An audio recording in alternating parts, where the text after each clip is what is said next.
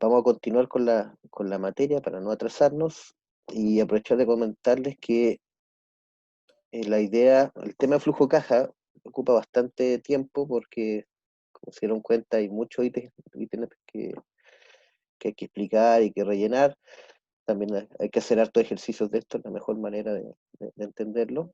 Y en la próxima sesión, yo quiero terminar hoy día esta sesión con esta parte del flujo de caja, y la próxima es un módulo de flujo de caja que los dedicamos a comentarles el tema de impuestos, que hay varios de ustedes que les interesan, porque hablamos del tema tributario acá en Chile tanto para personas naturales como para empresas. Entonces describimos los principales impuestos que existen, como el tema del impuesto a la renta, el tema del trabajo. Así que ahí también hay buena información que es útil para la vida diaria y para cualquier decisión que tengan que tomar ustedes cuando tengan que le ofrezcan distintos tipos de trabajo, y también para que conozcan cómo funcionan los impuestos. ¿Ya? Y como les digo, el impuesto, el sistema tributario es distinto en cada país. Entonces, cuando uno le ofrece una oferta afuera, tiene que analizar bien qué sistema tienen allá y cuáles son las condiciones para que ver si se conviene o no la oferta que están haciendo. Así que aquí por lo menos vamos a explicarle cómo funciona acá en Chile, los principales, y cómo hacer cálculos básicos, por ejemplo, de si yo gano cierto sueldo, tengo que pagar impuestos o no, cómo los calculo, etcétera. Así que vamos a mostrar las tablas actualizadas de los factores para, el, para, el, para este año, y vamos a hacer ejercicio ahí para que se den cuenta cómo afecta esa parte a los proyectos y a las personas también. Para continuar, estábamos hablando del tema de los costos. Entonces estábamos hablando la parte de la clase pasada, la poquito que pudimos ver, era, eh, espero que la clase pasada haya servido a algunos para aclarar algunas dudas para el control. Estábamos viendo de qué manera yo consigo información para estimar los costos. Entonces vimos distintas fuentes para poder sacar información de costos, que algunas, como les digo, depende de la situación que tenga, el estado de desarrollo del proyecto, cuál va a ser más útil para poder calcular y hacer todas las estimaciones que hay que hacer. La otra forma que vamos a entrar acá a ver serían las distintas técnicas para estimar a futuro distintos parámetros. Entonces aquí es importante que todas las técnicas de estimación a futuro siempre es una apuesta, es una estimación. Entonces también hay que tener cuidado en el sentido de no creer a, a, a 100% de que va a suceder eso. Son unas estimaciones, las estimaciones pueden tener errores, pueden cambiar la situación y te puede alterar todo. Imagínate una persona que hizo una estimación el año pasado y con todo lo que ha pasado el último tiempo, quizás sus estimaciones no le sirven ahora, porque todo cambió, le cambió la demanda, le cambiaron los precios, los costos, etcétera, y probablemente ya no es válido el análisis que hizo hace un tiempo atrás. Entonces también, como les digo, nunca perder de vista que cuando uno estima futuro hay una probabilidad de equivocarse, ¿ya? Hay una variabilidad asociada. Entonces a veces lo que se hace es colocarse en el mejor de los casos, un caso normal o promedio, y ponerse en el caso menos favorable, y ahí ver cómo se mueven los distintos resultados que uno puede obtener. Lo otro importante también es que hay muchos modelos, hay muchas técnicas y modelos que permiten hacer con datos históricos, con información, pueden hacer proyecciones a futuro. Pero no se olviden que el modelo lo único que hace es aplicar ciertas técnicas estadísticas, y, y lo importante es el modelador. La máquina o el programa, el software lo único que hace él es recoger la información, aplicarle ciertos parámetros, ciertas fórmulas, ciertos modelos que tiene definido internamente, y te va a entregar un resultado. La interpretación de ese resultado y la validez del resultado depende del que hace el trabajo. Así que no olviden nunca eso, porque hay personas que se hacen muy dependientes de los modelos. Entonces, usan el modelo, sale un resultado y le creen como que si lo dijo el modelo, eso va a pasar. Y hay que tener cuidado cuáles son los supuestos y cuáles son las restricciones que tiene esa modelación. Entre las técnicas que vamos a ver es para saber ciertos órdenes de magnitud o valores aproximados, por ejemplo, de costos de inversión, costos de operación de cierto tipo de proyectos. muchos de estos están en la literatura. Por ejemplo, si ustedes leen alguna literatura de ingeniería química, de industrial, de procesos, muchas veces están ya definidos con ciertos parámetros que vamos a ver acá, cómo estimar los costos de ciertas plantas y ciertas producciones. ¿Por qué? Porque hay mucha historia, hay mucha información histórica y se han podido recopilar y armar cierto modelo que puede interpretar este tipo de datos y de costos. Entonces nos sirven son útiles para estudios de perfil, cuando estamos entrando recién a analizar el proyecto, y alguna alternativa de prefactibilidad. Lo que pasa es que a medida que uno avanza en el ciclo vía, la idea es que uno levante información más fresca y más datos y puede ser a sus propias estimaciones, no necesariamente basarse en estos modelos que están hechos para hacer el primer análisis. ¿Ya? Estos son los métodos que vamos a ver. Vamos a explicar en forma general cómo funcionan. Como les digo, algunos los pueden buscar en la bibliografía para cada caso específico y pueden con eso hacer una estimación. Y hay otros que se requiere hacer ciertos análisis estadísticos, como los últimos que aparecen acá. En el fondo, vamos del más sencillo al que necesita más información o más datos para poder hacer análisis. ¿Ya? ¿Qué es el método unitario? Es de carácter preliminar, sirve para tener las primeras estimaciones, pero es fácil de utilizar. Es muy sencillo. ¿Por qué? Porque todo lo lleva a una unidad física conocida. ¿Ya? Entonces, fíjense los ejemplos que hay abajo. Costo de operación de un bus por kilómetro. Entonces, yo teniendo más o menos estimado cuál sería la longitud del tramo que voy a analizar y la cantidad de buses, podría estimar el costo de operación.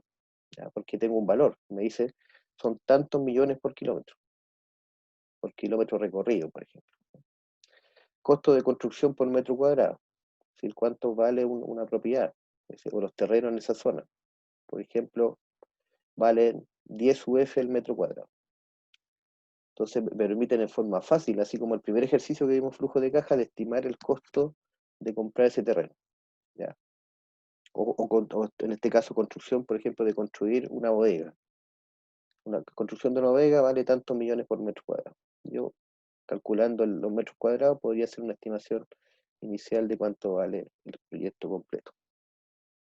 Costo extendido por el eléctrico por kilómetro, costo de capital de una planta por tonelada producida. Es decir, lo importante es que el método lo que hace es tener números en cifras, en términos monetarios, por unidad física. Siempre importante por unidad física. ¿Ya? Dividido por unidad física. Se puede uno multiplica por la unidad física y lo transforma en dinero. ¿Ya? ¿Cuánto sería la estimación total? Como digo, este tipo de información está en la literatura, en biografía, y también a veces está en el dato de la gente que lleva muchos años trabajando en el tema, que ya tiene ciertos órdenes, esto se llaman como órdenes de magnitud, saben más o menos cuánto cuesta por este tipo de proyecto, ese tipo de inversión. ¿Ya? Gente que lleva mucho tiempo en el área y ha guardado información de muchos proyectos que ha hecho, ya tiene armas en este tipo de método unitario, este tipo de parámetros. Entonces, como les digo, es súper fácil de ocupar, porque si yo tengo el dato, lo único que hago es multiplicar por la unidad física del dato que estoy analizando. Si en la casa se estima que construir cuesta 25 UF el metro cuadrado, el costo estimado de una casa de 140 metros cuadrados sería la multiplicación, sería del orden de 3.500 UF. Entonces, por eso hay que verificar si esa estimación que está acá, ese precio unitario, qué validez tiene, qué incluye o no, porque por ejemplo, en este caso particular puede ser solamente la obra gruesa, es decir, una estimación del costo de hacer todas las paredes, la parte gruesa de la casa. Quizás no considera terminaciones, eh, qué sé yo, conexiones al sistema de energía eléctrica, de agua potable, alcantarillado, tampoco quizás considera todo eh, amoblar la propiedad, etcétera. Entonces, siempre hay que averiguar que esta estimación, qué abarca, qué contiene. ¿Ya? Eso es lo importante que lo verifiquen cuando lo utilicen, cuando se consigan algún dato de esto. Otro método para poder estimar los costos es el método de índices. ¿Qué es lo que hace un índice? Lo que hace es traer el costo total de un año de referencia a otro, ¿ya? Es como hacer como una actualización de precios, pero está asociado directamente al tipo de producto, de planta, de máquina que estamos analizando. Entonces no necesariamente se comportan iguales los distintos índices que van a ver acá, ¿ya? Entonces, claro, no necesariamente va a ser por inflación, por ejemplo. Puede ser que los costos de las distintas plantas o de una máquina específica se mueven de otra manera. Acuérdense que los índices lo que van haciendo es mostrando cómo varía el precio en el tiempo. Y eso puede subir, bajar, mantenerse. Depende de cada producto. ¿Ya?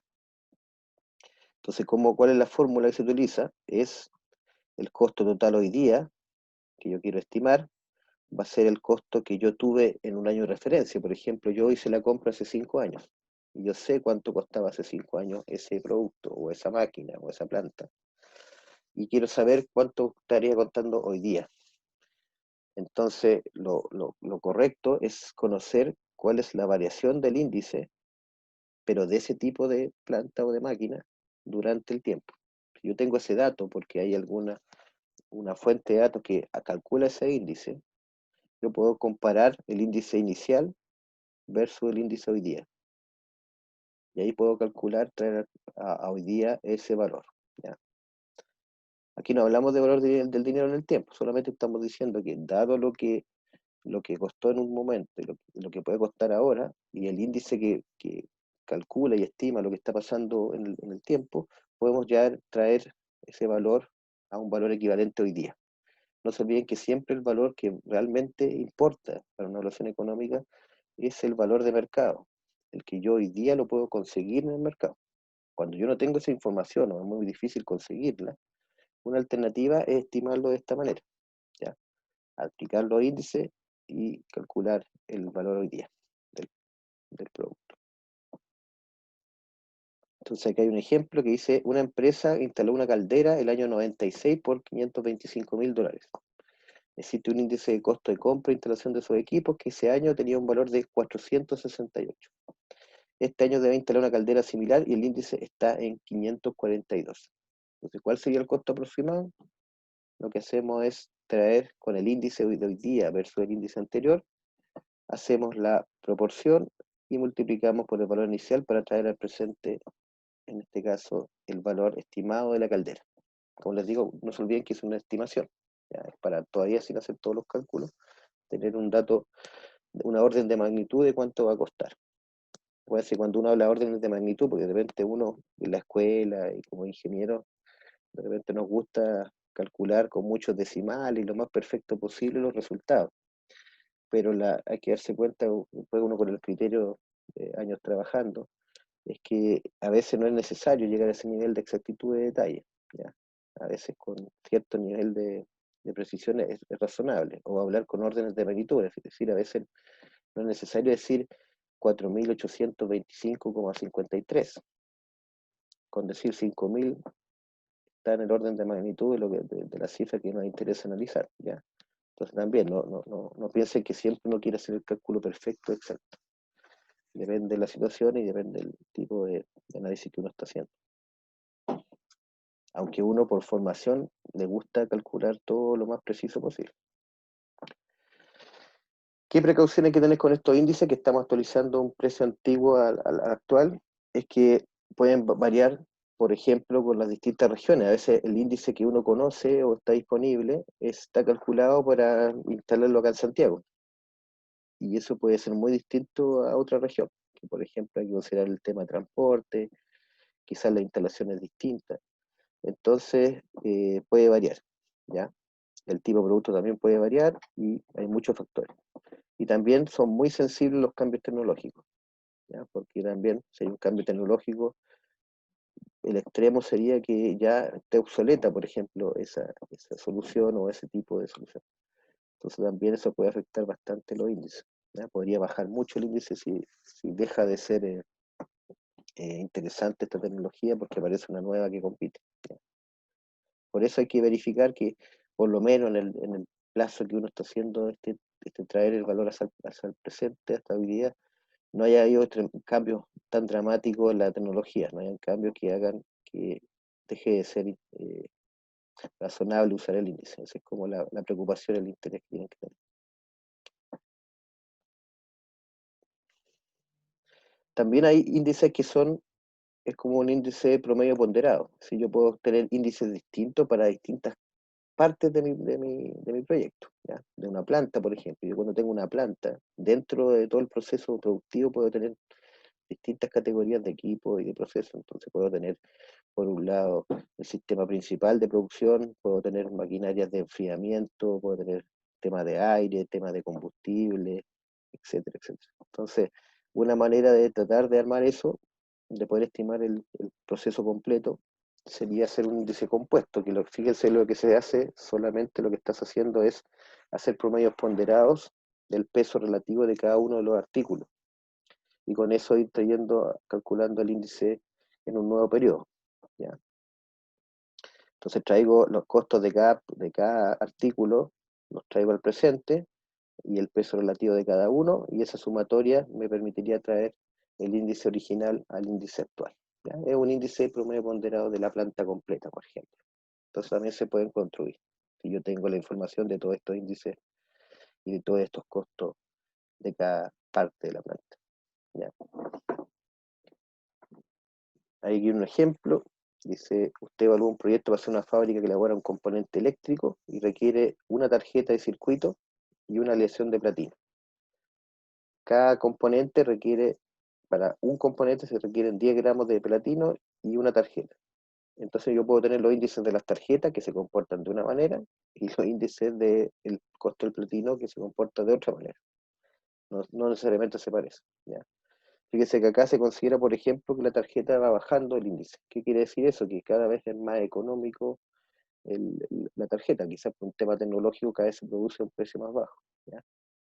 Y por otro lado tengo el índice aquí de una materia prima, un commodity, un metal precioso, que se comporta de otra manera y puede estar subiendo de valor porque también se usan muchas veces los metales preciosos como una, un, un activo de rescate, ¿ya? De protección. Entonces hay gente que en vez de tener mucho dinero y mucha inversión en distintos lados, prefiere guardar su dinero comprando, por ejemplo, metales preciosos. Tienen lingotes de oro, joyas y cosas porque se supone que eso en el mediano y largo plazo tienen menos variación y muchas veces mantienen su valor o mejoran su valor.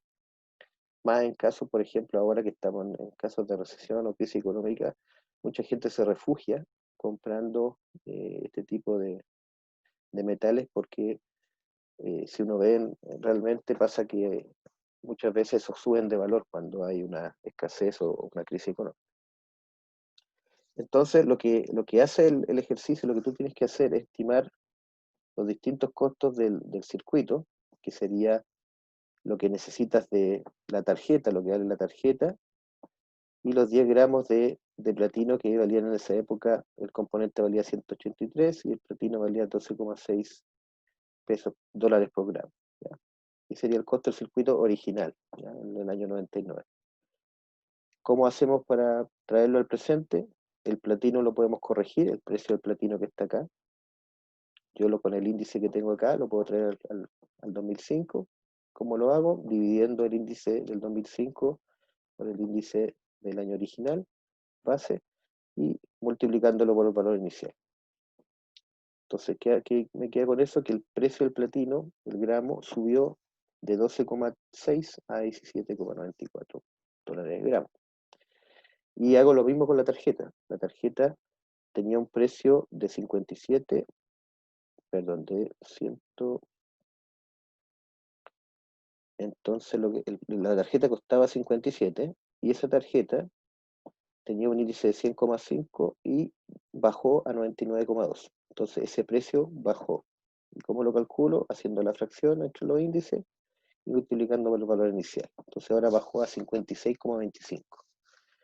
¿Y cómo calculo el costo actual? Sería el precio de la tarjeta hoy día, que es un poco más bajo, 56,25, más 10 veces 10 gramos de platino, que subió a casi 18.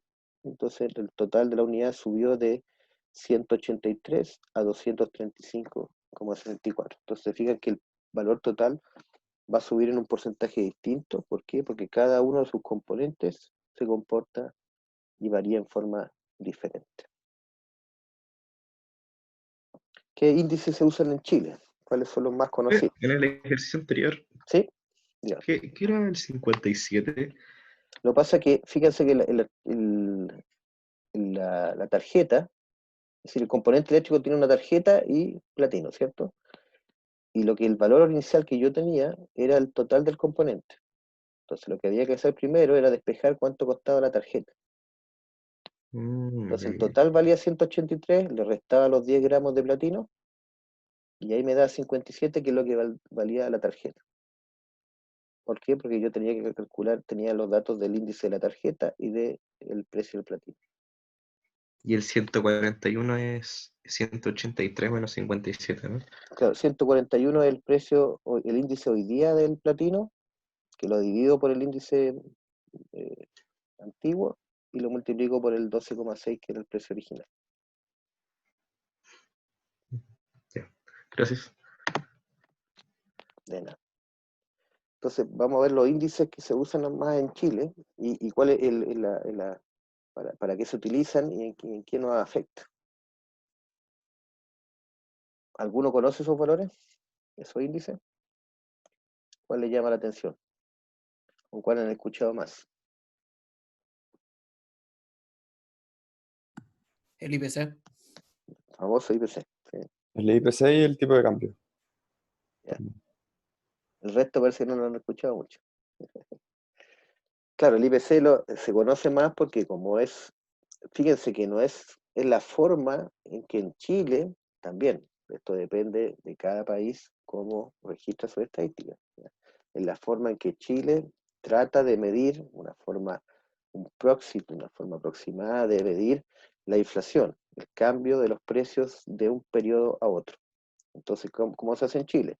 En Chile, todos los meses, el Instituto Nacional de Estadística estima el IPC de ese mes. ¿Y cómo lo hace? Es tomando una canasta básica de una familia tipo que tiene un montón de componentes ahí. Imagínense que tiene todos los consumos posibles. Eh, Comida, servicios, energía, etcétera, etcétera. Está todo ahí. Hasta la conexión de internet tiene un peso relativo. Entonces, si uno entra a la página del INE y busca el IPC, aparece un informe mensual donde te muestran el detalle de las variaciones de cada una de esas partes del componente. Porque, por ejemplo, el IPC tiene que calcular cuánto cambiaron los limones el mes pasado. Y también cuánto cambió la energía, los precios de los pasajes de bus, etcétera, etcétera. Sí, tienen que hacer un análisis de una gran cantidad de precios de distintos productos y servicios para poder calcular este índice. Es un número adimensional, ¿ya? Entonces el índice, por ejemplo, ellos toman una base y dicen, mira, diciembre de 2010 va a ser base 100.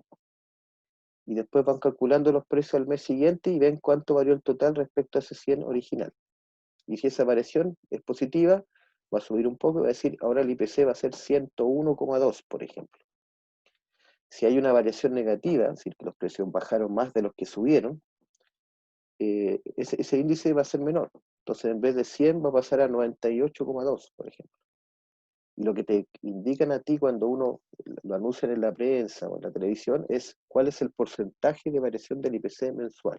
¿Ya? Lo que hacen es calcular el porcentaje de variación respecto al índice del mes anterior y el nuevo índice. Esto lo informan generalmente como los 10 de cada mes. Entonces, el 10 de mayo informaron la inflación del mes de abril. ¿Y qué hacen con eso? Eso sirve de referencia para hacer un montón de cálculos, para calcular después la UEF, calcular la UTM, todos los otros índices que se usan para actualizar por inflación los distintos precios. ¿Ya? A veces también los sueldos se reajustan por inflación, entonces también este índice permite tener el índice mensual y también hacer la estimación de cuál va a ser la inflación anual del país. ¿Ya? Entonces Chile tiene una meta del Banco Central de mantener la inflación a mediano y largo plazo en 3% anual. Y si se fijan, en los últimos años hemos tenido inflaciones bastante bajas, del 2%, 2,5%, cerca del 3%. pero también tuvimos época en los 90 y todo que teníamos inflaciones del orden del 10% anual. Ahora, cuando les mostré una gráfica y se compararon con los países latinoamericanos, se pueden dar cuenta que en otros países el 10% es mensual y aquí es anual. Y los precios pueden cambiar de forma muy distinta. ¿Sí? Nosotros somos el país que tiene de las inflaciones anuales más controladas, más bajas. ¿Ya? También puede haber un periodo que haya una deflación, quiere decir que la inflación del año es negativa. También puede pasar en algunas situaciones. Ahora podría pasar, por ejemplo, si hay una recesión muy grande, ¿qué pasa? Que la gente deja de consumir y se fijan, la primera reacción cuando uno ve incertidumbre en el mercado, que está complicado el trabajo, que no hay donde que adquirir cosas, uno deja de consumir muchas cosas que antes era normal consumir, y como que prioriza las cosas más básicas. ¿Ya? Entonces es como sabiduría popular, si yo cuido mis recursos y me preocupo primero de financiar lo más importante, que puede ser la alimentación, te fijas, la vivienda, y hay otras cosas que las dejo de consumir. Entonces eso puede hacer que caiga la demanda y caigan los precios de muchas cosas porque hay muy poca gente consumiendo. ¿Ya? Entonces también esos fenómenos pueden pasar. Y por ahí hablan del índice de tipo de cambio. Lo que hace el tipo de cambio es mostrar cuál es el precio del dólar, por ejemplo, de los distintos monedas, divisas internacionales acá. ¿Cuál es la, la, la, la conversión? ¿Sí? ¿Cuántos pesos es un dólar? Hoy día, ¿cuánto está el dólar en Chile más o menos? ¿Alguien tiene una referencia?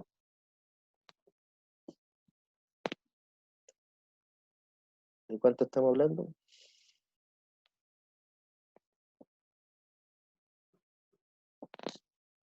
No le interesan los dólares. A ver el chat. Mira, 809, parece que alguien pegó ahí el dato. Pero va subiendo y va bajando, se va comportando distinto, porque el dólar depende como una moneda, una divisa mundial que se transa en todos lados. Se comporta como un commodity, entonces depende de lo que pasa en el mundo, afecta o no, y sube o baja respecto al peso chileno. ¿Ya? También al peso chileno, dependiendo cómo está la economía acá también, si está muy mal acá, el dólar vale más, es decir, el peso chileno pierde valor. ¿Ya? Entonces sí funciona, también depende, también en el caso de chileno, depende mucho del precio del cobre. Si sube el precio del cobre, en buena perspectiva, el dólar baja, es decir, el precio sube de valor, vale más el peso chileno. ¿Ya? Entonces se va moviendo. A fines del año pasado valía 770, llegó a estar como en 850 y hoy día está como 810, como dice un compañero. Entonces eso también va variando mucho. ¿En qué me afecta? En todos los productos importados que yo puedo traer. ¿Ya? Y también en las exportaciones del país. ¿Ya? Como yo exporto afuera, me interesa el tipo de cambio porque no es lo mismo exportar con un dólar a 700 que un dólar a 800. ¿Ya? Y para la importación el efecto es contrario. Si el dólar sube, la importación sale más caro. Entonces los precios acá van a ser más caros de lo que se traiga de afuera. Entonces todo va variando de forma muy distinta. Entonces por eso hay que tener en cuenta todas las variables que me pueden afectar en el proyecto. Los otros índices que están acá se llaman índice de precio al productor. Después vamos a ver más detalles, lo más importante, ¿ya? Que tiene que ver con los índices relacionados a lo que reciben los productores, ¿ya? Los bienes de consumo, intermedio de capitales, quiere decir los insumos principales para producir algo, es como para los mayoristas, precios de mayoristas, ¿ya? Y está todo disponible en la página del Instituto Nacional de Estadística, así que ustedes pueden buscar aquí ahí algún dato y pueden tener datos, como les digo, de un montón de cosas, por ejemplo, de productos para hacer una fábrica, de maquinaria, un montón de información que está disponible ahí, la pueden utilizar. El índice de precio al por mayor, que es parecido al IPC, pero estamos hablando de grandes compras, eso se llama el por mayor. Lo que pasa es que lo que uno adquiere como persona natural, estamos hablando de compras pequeñas, ya en pocas cantidades, y eso se llama índice de precio, producto vender al menor o al menudeo. En cambio, el que tiene un negocio compra a veces grandes cantidades de ciertos productos y tiene un precio distinto, porque está comprando por altas cantidades, le hacen buenos descuentos, se va a comprar por mayor. Imagínense una empresa grande que le compra toda la producción a alguien que tiene no sé, un campo y tiene hortaliza, ese precio al por mayor es muy distinto al que vendería cada una de las hortalizas en la feria. ¿Ya? Pero, por ejemplo, en la Feria de los Valledor van los mismos feriantes que están cerca de tu casa y adquieren a precios mucho mejores por mayor la producción y después te la van a vender de a una unitario a la feria, así funciona. Este índice también es importante y muchas veces no se conoce poco, que es el índice de remuneraciones. ¿Qué quiere decir eso? Es cómo están cambiando los sueldos en Chile. ¿Ya? Entonces está separado por actividad económica, calcula un índice general de todo el mercado laboral y también de ciertos sectores. ¿Ya? Por ahí vi que en el foro también había una propuesta, una línea súper interesante de que ustedes, la gente que iba saliendo de la carrera, iban indicando cuál era su sueldo recién salido después de una cantidad de años. Eso es importante tener esa información, porque, por ejemplo, cuando uno sale al mercado laboral, muchas veces uno no sabe cuál es el sueldo razonable, si me están haciendo una buena oferta o no. O me preguntan tus expectativas de sueldo.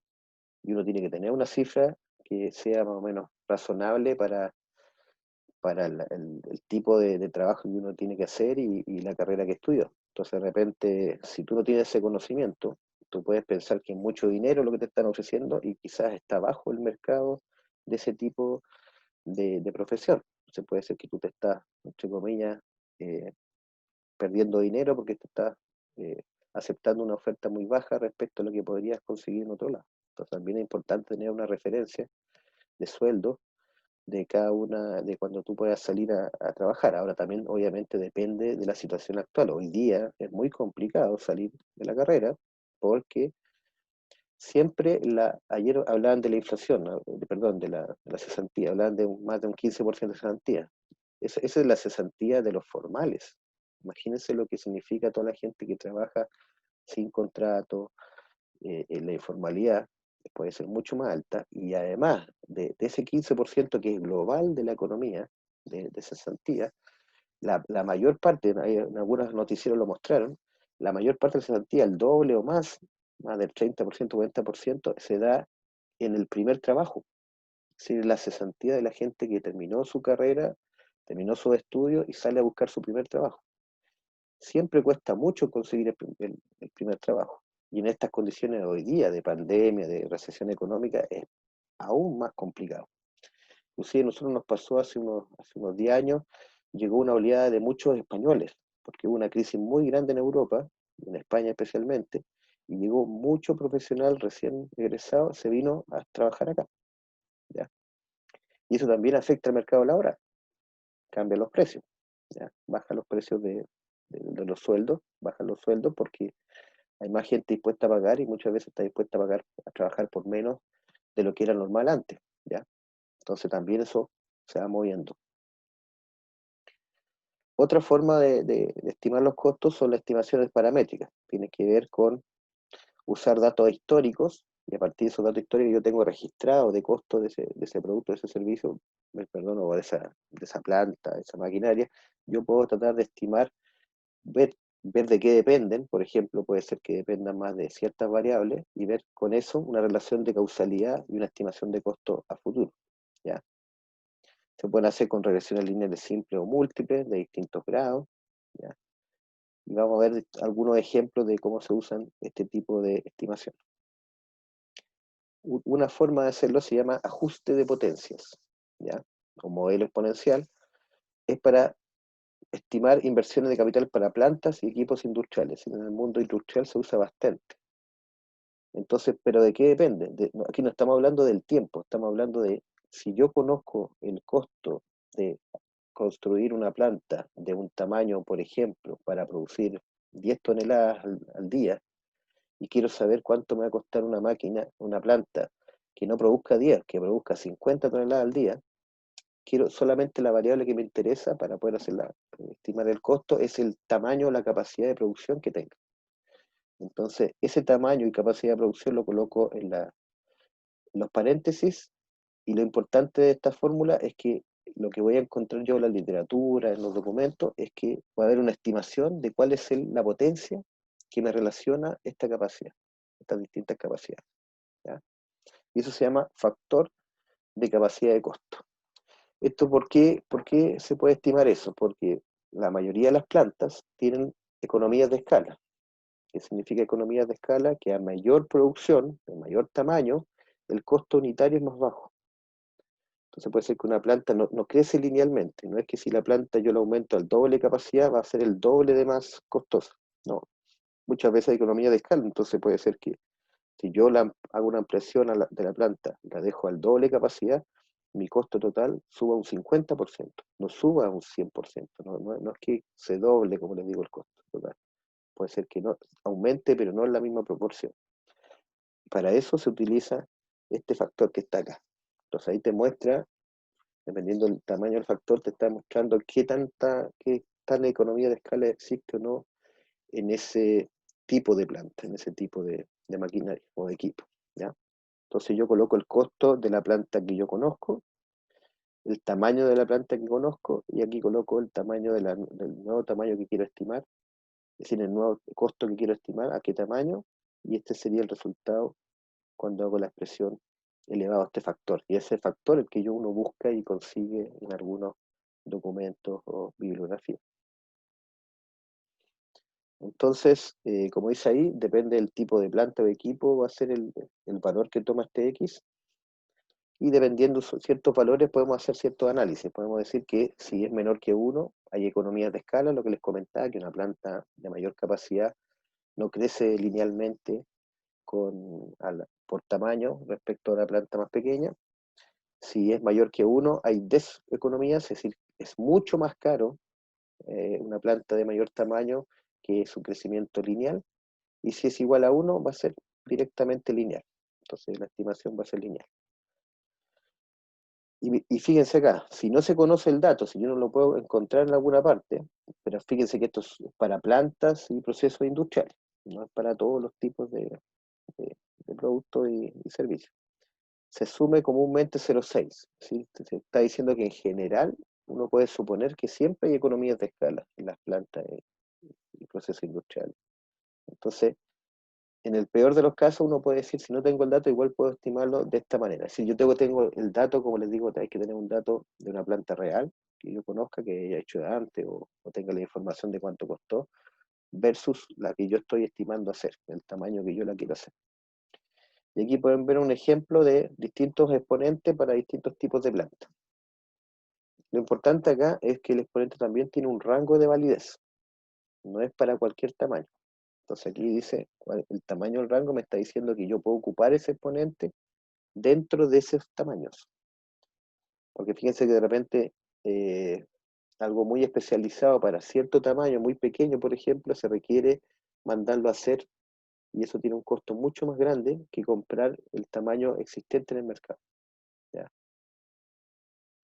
También hay ciertos tramos que pueden ser fáciles de hacer crecer la capacidad, y puede ser que después de cierto nivel ya hay que pensar en otra escala de planta, en el sentido que necesito otro tipo de energía, de conexiones, quizá hay que hacer inversiones mucho más grandes que ir creciendo de forma normal. Por ejemplo, piensen en algo sencillo. Si uno tiene un pequeño un negocio, por ejemplo, una panadería, y yo tengo un horno y tengo todas las instalaciones y el personal que para producir una cierta cantidad de panes al día, o sea, unos 100 kilos al día.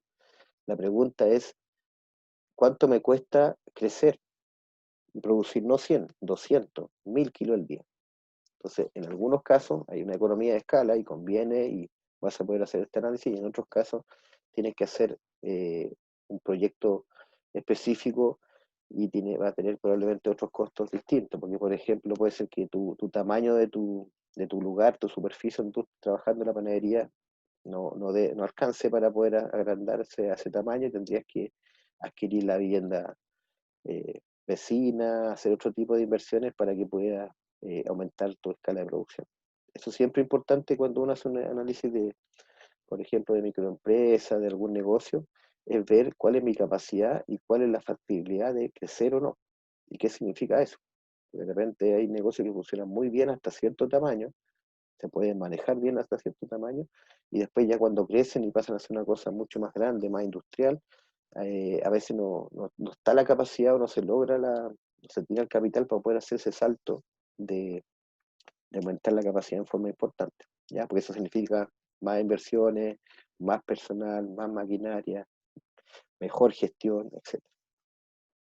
Entonces, lo importante es que cuando busquen información sobre esto, verifiquen que su componente es parte de su proyecto, tengan un valor hoy día para ese componente, el valor y el tamaño que lo están ocupando, vean si su tamaño que quieren analizar está dentro de ese rango, tanto el tamaño inicial como el que ustedes quieren diseñar su proyecto, y si cumple esas dos condiciones, pueden utilizar este exponente para hacer esta estimación de costo para una capacidad diferente.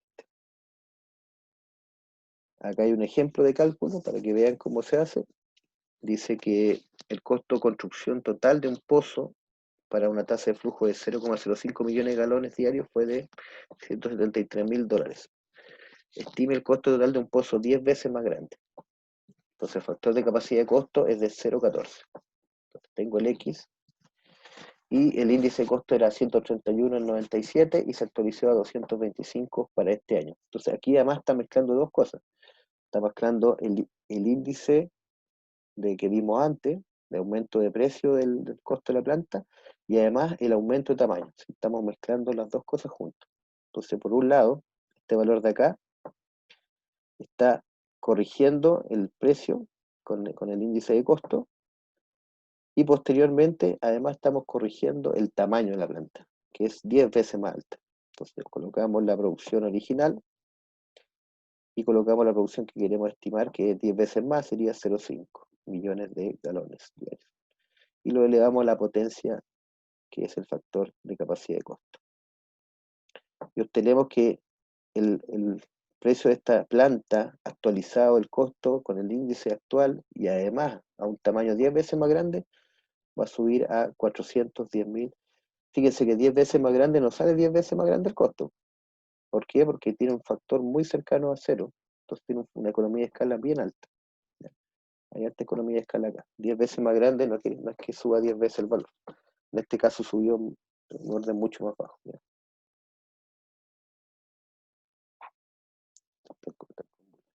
Déjeme corregir eso para que no haya Profe, tanto. disculpe, Sí, pregunta, consulta. la fórmula en la ecuación anterior, ¿Ya? la diapo 77, Sí, sí, sí. No, estamos tranquilos, espérate.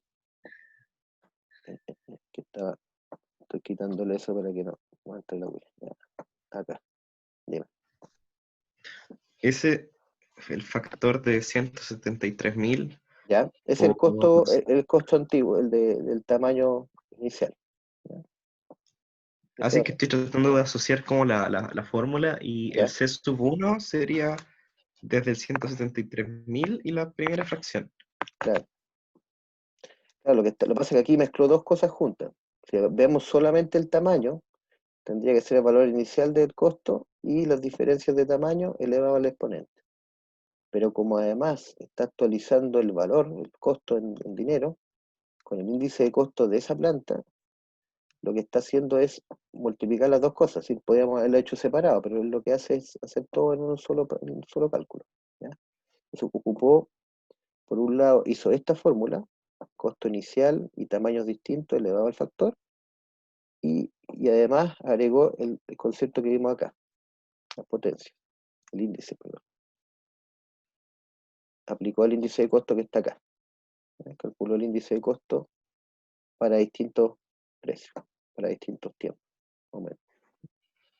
Entonces hizo la corrección de las dos cosas. Corrigió tamaño y además corrigió el costo del pasado al presente. ¿Ya? Eso es lo que hace la fórmula completa como está expresada acá. ¿Entendió? Sí, gracias. Ok. Déjeme quitarle las animaciones para que no vea tanta bulla esta cosa. Ya. Entonces, para que se dan cuenta, lo que estamos haciendo acá es solamente mostrando distintas maneras de estimar los costos con información histórica y que alguien se dio el trabajo de verificar y estimar todos estos factores que estamos viendo.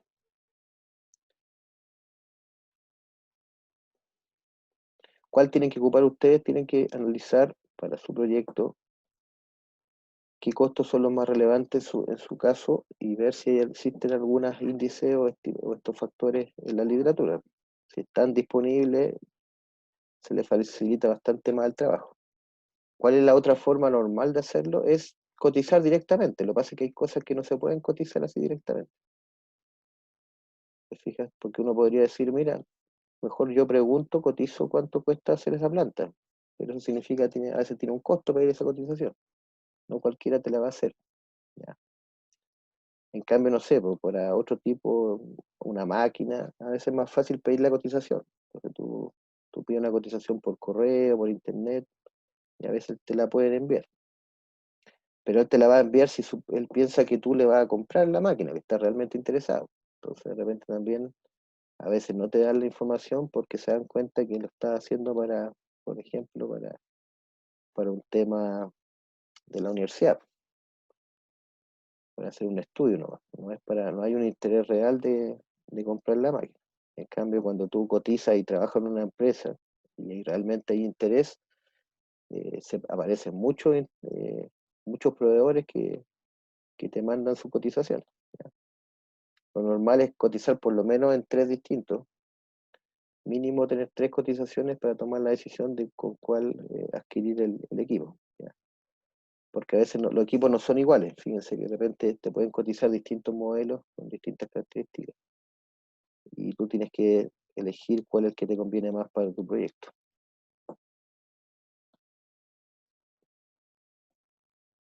Como el ejercicio 3. ¿Cuál pregunta les costó más? Bueno, por preguntar la pregunta 2 ganó, pero lejos. Preguntaron mucho, mucho, mucho. Pero en el desarrollo mismo, ¿cuál fue más complicada? O más larga, ¿no? Tomó más tiempo. La pregunta 1. Claro, ¿A una sí. era la más larga o la dos? También. Sí, lo que pasa es que la 1, como hay que leer, además el texto es largo, y después tratar de entender ese mercado, toma tiempo, claro, no es tan sencillo, tan rápido.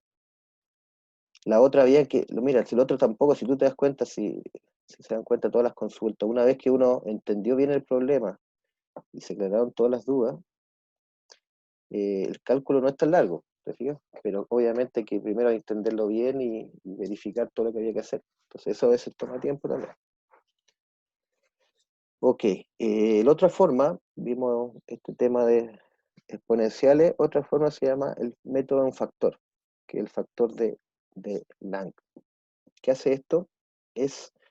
Fíjense lo que hace, a partir del equipo principal de una planta, estimar cuál sería el costo total de la planta instalada. Porque fíjense que una planta tiene muchas cosas accesorias. Necesita energía, necesita refrigeración muchas veces, necesita aire, necesita agua, etcétera, etcétera. Entonces, una planta no es solo la máquina principal que produce lo que quiero yo entregar, sino que también necesita todo un sistema para poder darle toda la factibilidad a esa planta para que funcione bien. ¿Ya? Entonces, con esto puedes obtener estimaciones preliminares de costo total del proyecto de la planta a partir del costo del equipo principal. Es decir, siempre hay un equipo que es el que vale más, el más importante en una maquinaria. ¿Ya? No sé, pues el celular puede ser el procesador, por ejemplo. Entonces esa tarjeta vale la mayoría, puede ser la pantalla, no sé. Entonces, también uno puede, un componente del producto puede ser el más valioso y a partir de eso yo puedo estimar el costo total de la planta. ¿Ya? Entonces, a partir del costo total del equipo más importante, yo puedo estimar el costo total de la planta. Es una estimación, pero sirve, como les digo, de referencia, primera referencia, porque si no, ¿qué habrían que hacer? Tendrían que hacer todos los cálculos. Imagínense lo que es estimar todos los distintos procesos dentro de una planta y después calcular, ubicar y calcular el costo total de la planta. Eso es lo que hay que hacer en una etapa posterior, una etapa de diseño, cuando yo estoy haciendo una cosa más en detalle. ¿Ya? Entonces, Hans Lang desarrolló el método en el año 47, imagínate que antiguo, todo lo que es la época industrial. Y lo que hace es, como les decía, multiplicar el costo de la componente principal para obtener una estimación de la planta completa. Entonces dice que acá que una planta procesadora de sólidos, el factor es 3,1. Entonces quiere decir que el componente principal hay que multiplicarlo por 3,1 para saber tener una orden de magnitud del costo de la planta completa. Pero fíjense que probablemente eso fue estimado y calculado con ciertos casos que se analizaron en su época en condiciones normales. Entonces puede ser que una planta, esto sirve para estimar el costo de la planta, pero a veces hay otras cosas accesorias que hay que tener en cuenta. Por ejemplo, que hay que tener un lugar adecuado, que hay que hacer ciertas inversiones antes de instalarse ahí, no sé, pues mejorar los accesos, tener una vialidad adecuada, tener conexiones a todos los servicios de energía, de agua, etcétera. Entonces también esto es una estimación, no se olviden de eso. Pero sirve para tener un orden de magnitud, como les decía, de valores de la planta completa. Otro modelo que se utiliza es para explicar cuándo el aumento de eficiencia que uno tiene desde que produce mi primer producto hasta después de que llega uno al estado de pasar de transiente a estacionario. Es decir, uno ya se maneja mucho mejor, lo hace mucho más rápido. Por ejemplo, yo me comentaba un odontólogo que su primera eh, instalación de tornillo para colocar una nueva pieza, implante, que se llaman implante, la primera vez se demoró 3 horas. Y ahora el tipo se demoraba media hora en hacerlo. Y ya lleva años haciendo el proceso. Entonces cada vez era más eficiente, se demoraba menos, tiene mejor conocimiento, mejor experiencia. Lo mismo pasa en la producción de productos o servicios. A medida que la persona, los operarios y la gente que lo hace más seguido, va aprendiendo y lo hace siendo más eficiente. ¿Ya? Entonces dice que es un insumo, horas de trabajo, coste de material, disminuye por unidad de salida conforme se va produciendo mucho más. ¿Cómo matemáticamente se ve eso? Con la fórmula que ven ahí.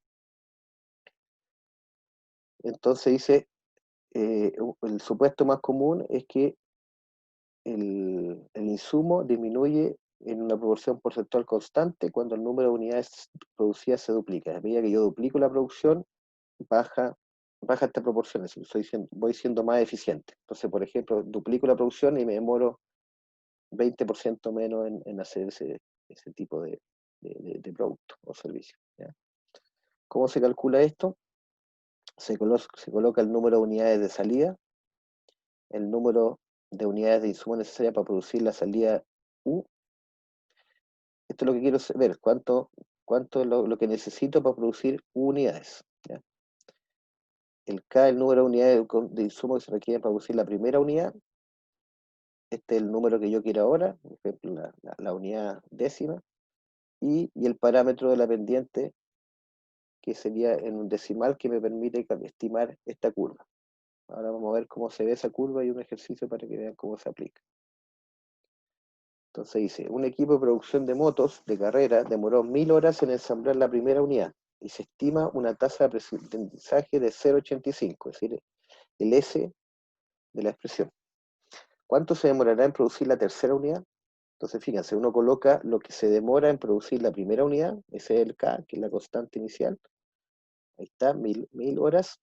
Coloca cuál es la unidad que quiero analizar, la tercera unidad, cuánto me voy a demorar en hacer la tercera, y arriba reemplazo el parámetro S, que es la tasa de aprendizaje.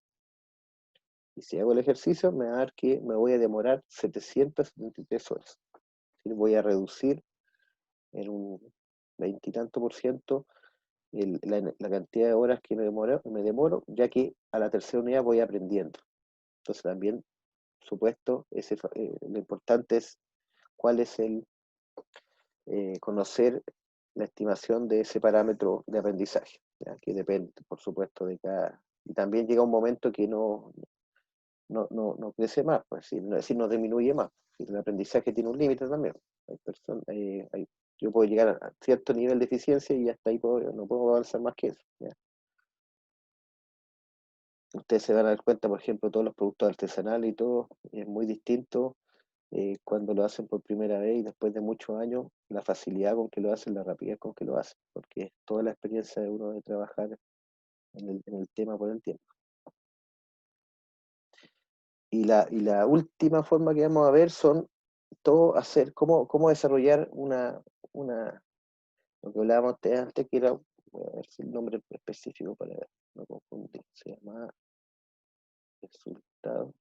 Relaciones de estimación de costo, el REC, relaciones de estimación de costo. Así con datos históricos, cómo relacionarlos con alguna variable y proyectarlos a futuro. ¿Ya? Entonces, primero hay que definir bien el problema. Siempre en la práctica hay que saber cómo se comporta ese costo, de qué depende, cuáles son las variables claves, críticas, y ahí hacer un buen modelo que interprete cómo funciona hoy día y cómo podría cambiar a futuro. ¿Ya? Hay que contener algunos datos. Profe, ¿qué es REC? Relaciones de estimación de costos. Como lo dije. Ahí. En el fondo es comparar un costo con alguna variable. Entonces, tienes todos los costos históricos y ver de qué depende y poder proyectarlo a futuro. Debe ser como una ecuación que interprete esos costos. ¿Ya? Hay que normalizar los datos de alguna manera para poder hacer los análisis y calcular alguna ecuación que lo represente. Cuando uno, por ejemplo, coloca datos en Excel y le dice uno busca el mejor ajuste a los datos. Entonces, ¿qué va a hacer el Excel internamente? Hace los distintos análisis estadísticos y te va a decir, mira, para este tipo de datos, la recomendación es que una normal funciona mejor. ¿Ya? Y te dar los parámetros de esa normal y cuáles son los resultados y el nivel de ajuste que tiene. Entonces, aquí lo mismo, lo que tenemos que hacer es buscar de qué manera relacionar los datos y hacer estimar alguna ecuación que nos permita hacer un buen ajuste a los datos históricos y después poder con eso estimar a futuro. ¿Ya? Entonces ahí se calculan también todos los que vieron ustedes en estadística de indicadores estadísticos de ajuste. ¿Ya? Se valida el modelo a través del error estándar y el coeficiente de correlación, el famoso R cuadrado. Entonces yo podría hacer regresiones de distintos tipos, la que la mayoría conocen y la han hecho alguna vez, que por ejemplo la regresión lineal, datos.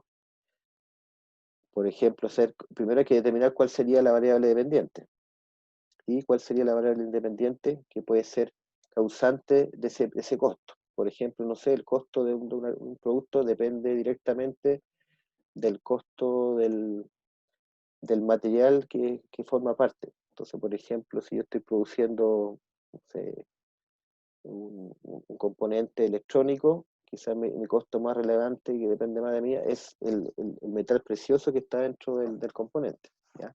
O el cobre, u otro material que para mí es importante. ¿No sé? Entonces puedo relacionar ese costo respecto a esa variable. ¿Ya? Entonces también, como ustedes lo habrán explicado en algún momento, uno puede también tratar de que todo sea más lineal, porque es más fácil de entender y manejar. Entonces uno también puede tener datos que no se comportan linealmente, pero lo que hace uno es buscar que sean más lineales. ¿Y cómo lo hace eso? Es aplicándole logaritmo al X o al Y, buscando la manera en que se comporten y se vean como una línea. Entonces aquí importante es graficar los datos. Siempre es importante mostrar los datos graficados y ahí uno puede hacer ciertos análisis para determinar cuál es el mejor modelo que se puede ajustar. Entonces aquí te explica cómo se hace una regresión lineal, que como digo, hoy día es más fácil de hacer porque lo hace directamente, lo puede hacer en la planilla Excel, tú tomas datos, los seleccionas y le dices buscar la mejor modelo y te lo va a calcular completamente. ¿Ya? Entonces uno espera que tenga buen comportamiento, cuando está bien ajustada la curva, es que tenga coeficientes de estimación sobre el 90%, es decir, ese R cuadrado. Quiere decir que, porque esos son parte de los parámetros que te entrega el modelo cuando tú haces el análisis. Te está diciendo que el 90% del comportamiento está explicado por la variable dependiente, es decir, que se ajusta muy bien, esas dos variables se están ajustando muy bien en ese caso de los datos que tienes tú disponibles. Entonces, un ejemplo, una empresa tiene un proyecto de minería de cobre, estableciendo distintas alternativas de capacidad de la planta, tamaño de la planta, ¿no? ¿Cuánto voy a producir? Entonces tiene datos de otros proyectos efectuados, aquí tengo datos históricos, donde tengo la capacidad de la planta y el costo de inversión de la planta. ¿Ya? Entonces lo que yo primero tendría que hacer es graficar esos datos, ¿ya? Colocarlo en eje X y Y para ver si están directamente relacionados la capacidad con el costo de inversión, ¿ya? Y ver si se comportan linealmente o no, ¿ya?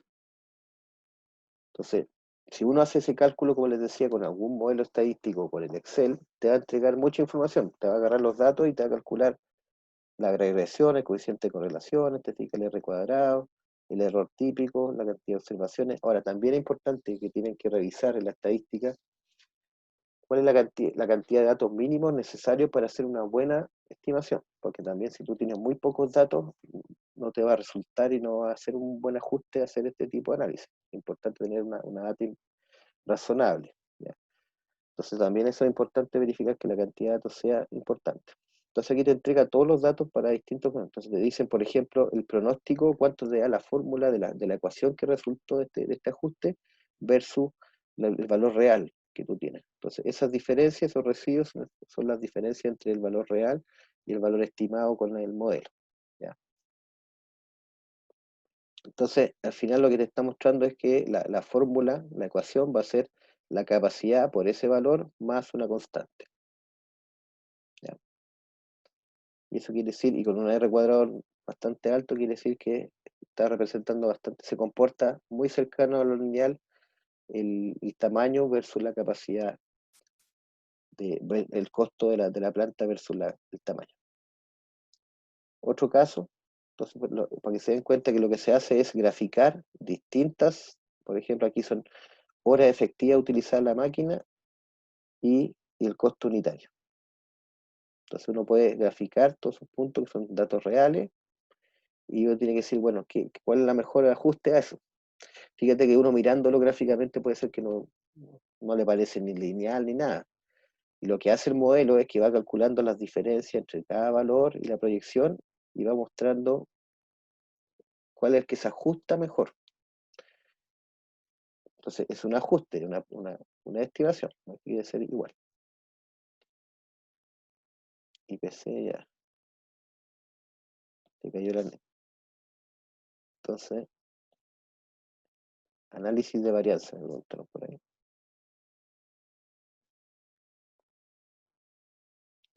¿Cuál de este cuadro de acá? Este de acá.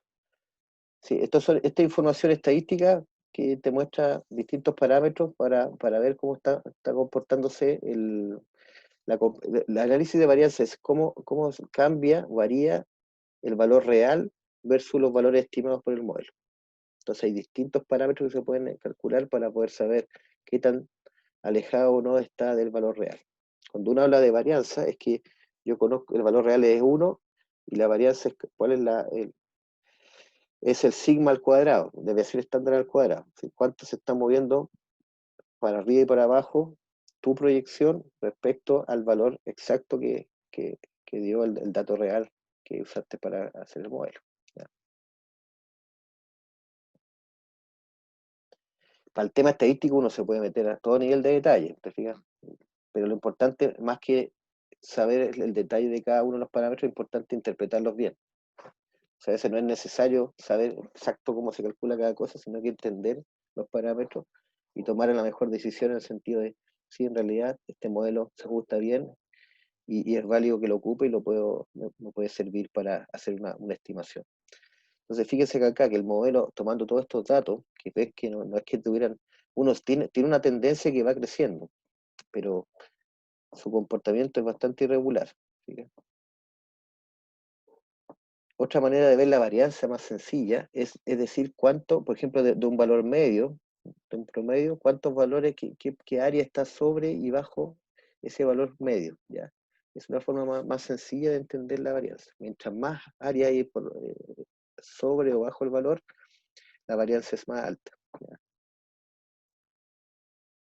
Entonces, fíjense que el modelo me dice que la mejor tendencia, el modelo que funciona mejor en interpretar estos datos es una exponencial y me entrega los parámetros, me dice, tiene ese valor por e elevado a ese número y me da el ajuste, me dice que tiene un R cuadrado de 0,8, me quiere decir que el 80% de los datos están bastante cerca de lo que se proyecta, pero fíjense que probablemente ninguno sea casi exacto a los valores reales.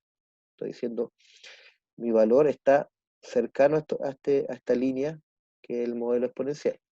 Entonces, por eso también hay que tener mucho cuidado. Cuando uno establece un modelo y tiene ciertas capacidades y ciertos ajustes, tiene un rango de validez también. Puede ser que esto sea válido en este sentido, pero quizás si yo quiero analizar tamaños, costos más altos o mayor cantidad de horas, quizás no me sirva el mismo modelo. Puede ser que más acá se comporte de otra manera los costos y la cantidad de horas, ¿te fijas? Entonces también es importante que el modelo es válido si se ajusta bien a los datos y para el rango de datos que yo estoy analizando. Eso es importante que lo vean bien, ¿ya? No es que sirva para todos los casos. Y la otra forma son las series de tiempo. Es que yo pienso que mi parámetro depende del parámetro anterior, de lo que pasó en el periodo anterior. Aquí estamos hablando de tiempo. Por ejemplo, depende del precio del mes pasado. El precio de mañana va a depender del precio de hoy día y el precio de lo anterior. Eso se refiere a las series de tiempo, ¿ya? Que la historia importa, ¿ya? Si antes viene bajando, eso afecta a la proyección a futuro pero tampoco, si no es lineal, porque uno puede decir que linealmente siempre va a bajar, no necesariamente. Ustedes ven que algunos precios se comportan en forma cíclica, ¿ya? En algún momento suben, después bajan, ¿ya? No es que siempre estén subiendo, se mantengan o siempre bajen. Entonces, una manera de hacer esto es identificar los componentes con datos históricos y determinar si hay una tendencia, hay un nivel medio y hay una estacionalidad, o si hay un ciclo, ¿ya? Una manera son los promedios móviles, en que la serie de tiempo tiene solo un componente promedio y el resto es aleatorio. Entonces, tengo la demanda observada en un periodo, depende del pronóstico del periodo siguiente y depende de los periodos anteriores, ¿ya? Yo puedo sacar las demandas anteriores, n periodos anteriores, y compararlo con el periodo siguiente. No vamos a entrar en más detalle en esto porque no es la idea que usted en una prueba, por ejemplo, hagan esa serie de tiempos. Le estamos diciendo cuáles son los distintos métodos y modelos que pueden utilizar para poder subestimar sus costos de su proyecto, ¿ya? Esa es la idea de esta parte de la materia. Lo que sí vamos a calcular y lo que nos interesa es que ustedes sepan hacer un flujo de caja, ¿ya?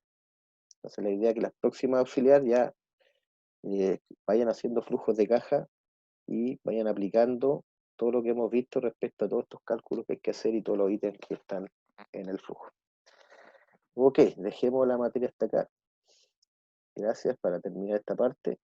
Y como les digo, la próxima clase me interesa, vamos a ver toda la parte de impuestos. Entonces es bien interesante por lo útil en la práctica y cómo se calculan todas esas cosas. Vamos a ver el tema de los honorarios.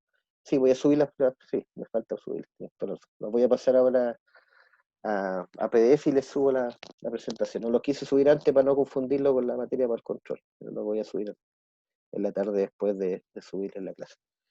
Así que la idea es que veamos toda esa parte que es interesante, que es un tema real, de cómo son los impuestos, qué pasa con las retenciones, por qué la boleta me cobran un porcentaje, y después el tema de la remuneración. En el informe 2, ¿ya? Está publicado lo que debe contener el informe 2. Lo importante, repasémoslo, para que quede claro. Informe 2.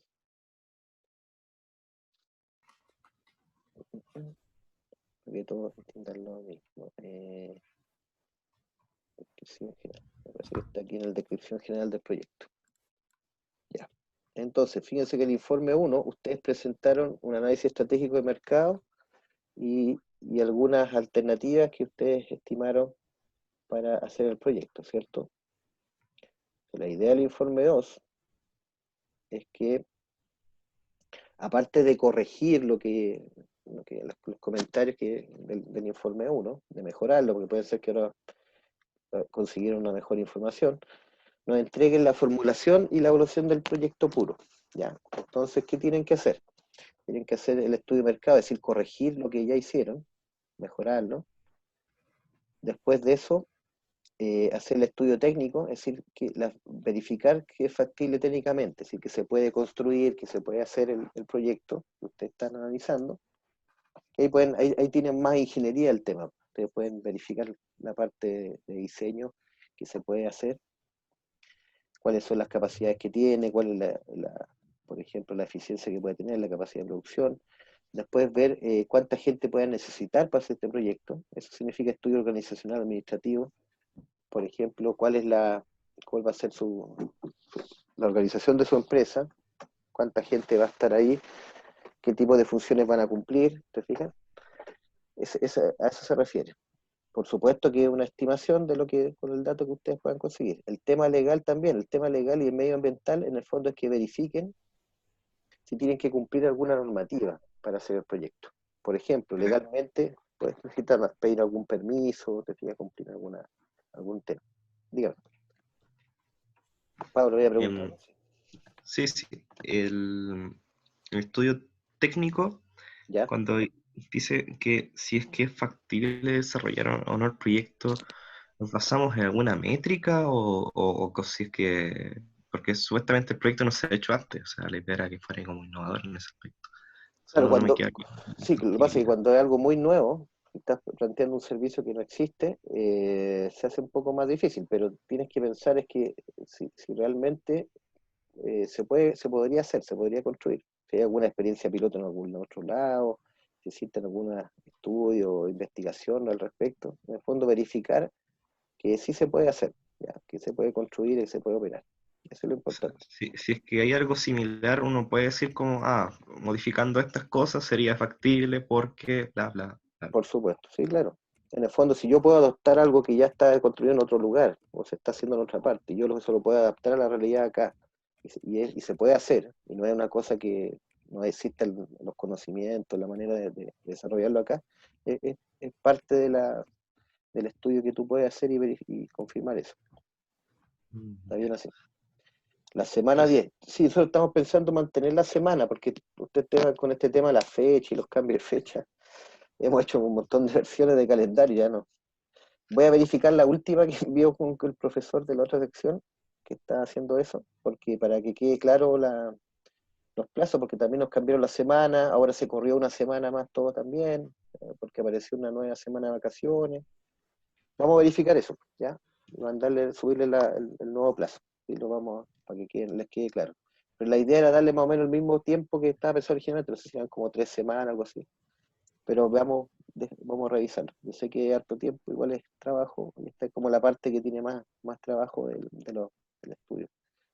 Y la otra parte es la evaluación. En el fondo es hacer el flujo de caja del proyecto puro. Entonces ahí tienen que levantar información y hacer los supuestos necesarios, ¿no? Si de repente no se pueden conseguir todos los datos, eso es razonable. Hagan todos los supuestos que requieran hacer respecto a la inversión, a los costos, a los beneficios.